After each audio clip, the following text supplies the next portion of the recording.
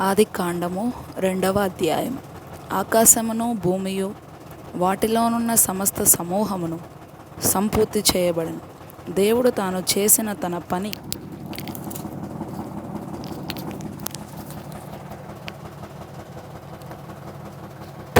7వ దినములోగా సంపూర్తి చేసి, తాను చేసిన తన పని అంతటి నుండి 7వ దినమున విశ్రమించెను. కాబట్టి దేవుడు ఆ 7వ దినమును ఆశీర్వదించి పరిశుద్ధపరచెను. ఏలయనగా దానిలో దేవుడు తాను చేసినట్టియు సృజించినట్టియు తన పని అంతటి నుండి విశ్రమించెను. దేవుడైన యెహోవా భూమిని ఆకాశమును చేసిన దినమందు భూమి ఆకాశములు సృజించబడినప్పుడు వాటి వాటి ఉత్పత్తి క్రమము ఇదే. అది వరకు పొలమందలి ఏ పొదయు భూమి మీద నుండలేదు, పొలమందలి ఏ చెట్టును మొలవలేదు. ఏలయనగా దేవుడైన యెహోవా భూమి మీద వాన కురిపించలేదు, నేలను సేద్యపరచుటకు నరుడు లేడు. అయితే ఆవిరి భూమి నుండి లేచి నేల అంతటినీ తడిపెను. దేవుడైన యెహోవా నేలమంటితో నరుని నిర్మించి వాని నాసికారంధ్రములలో జీవవాయువును ఊదగా నరుడు జీవాత్మ ఆయెను. దేవుడైన యెహోవా తూర్పున ఏదెనులో ఒక తోట వేసి తాను నిర్మించిన నరుని దానిలో ఉంచెను. మరియు దేవుడైన యెహోవా చూపునకు రమ్యమైనదియు ఆహారమునకు మంచిదియునైన ప్రతి వృక్షమును ఆ తోట మధ్యను, జీవవృక్షమును మంచి చెడ్డల తెలివినిచ్చు వృక్షమును నేల నుండి మొలిపించెను. మరియు ఆ తోటను తడుపుటకు ఏదెనులో నుండి ఒక నది బయలుదేరి అక్కడ నుండి చీలిపోయి 4 శాఖలాయెను. మొదటి దాని పేరు పీహోను. అది హవీలా దేశమంతటి చుట్టూ పారుచున్నది. అక్కడ బంగారమున్నది. ఆ దేశపు బంగారము శ్రేష్టమైనది. అక్కడ బోళమును గోమేధికములను దొరుకును. రెండవ నది పేరు గీహోను.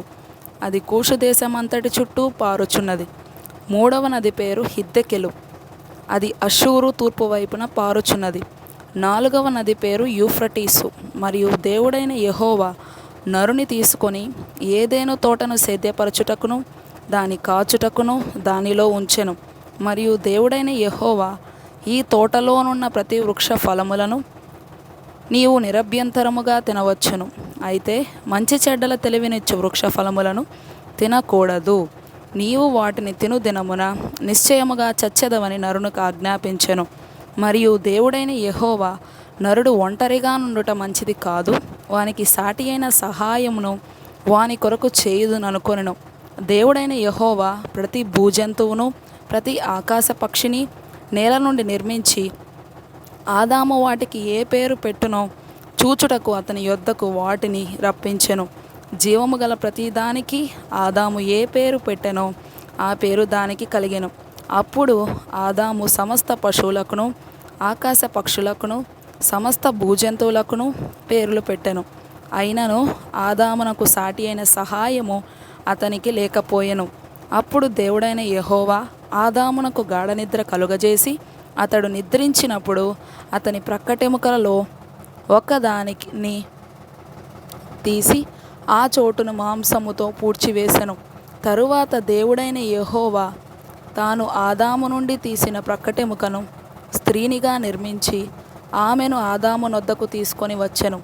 అప్పుడు ఆదాము ఇట్లనెను, నా ఎముకలలో ఒక ఎముక, నా మాంసములో మాంసము. ఇది నరునిలో నుండి తీయబడెను గనుక నారి అనబడును. కాబట్టి పురుషుడు తన తండ్రిని తన తల్లిని విడిచి తన భార్యను హత్తుకొనును, వారు ఏక శరీరమై యుందురు. అప్పుడు ఆదాము అతని భార్యయు వారిద్దరూ దిగంబరులుగా నుండిరి, అయితే వారు సిగ్గు ఎరుగక యుండిరి.